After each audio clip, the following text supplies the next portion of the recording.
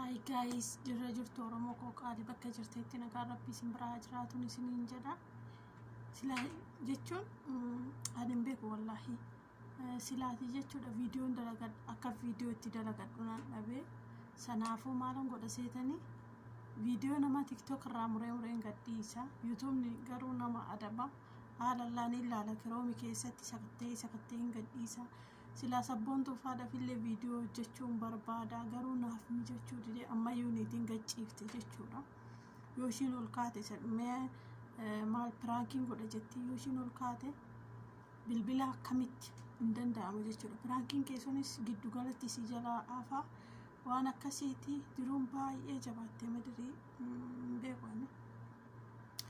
Rabbiin nuuf haa laaffisu akkasii hedduu takka dadhabbiin akka takka na goote jechuudha. Akkasii wallaahi Rabbiin jiru nuuf haa laaffisu isiniin jedha. Please warri isinitti mijate warri isinii mijecha Rabbii maatii nuuf ta'a viidiyoo nuuf laala akkasii amma laa oduu hin danda'eeti amma wallaahi laasirii salaachuu fananii salaata laasirii salaachifanii jechuudha. San keessan ishiin immoo walgaltee raftee hin kaane odoo ishiin amma balbala banteeti fiigeen cufee bakka tanaa bada jechuudha. Kanaafuu ani hin beeku jireenyi baay'ee takka ammaatti sabboon tun immoo hedduu garaana nyaatte wallaahi hedduu akkam jedheensi.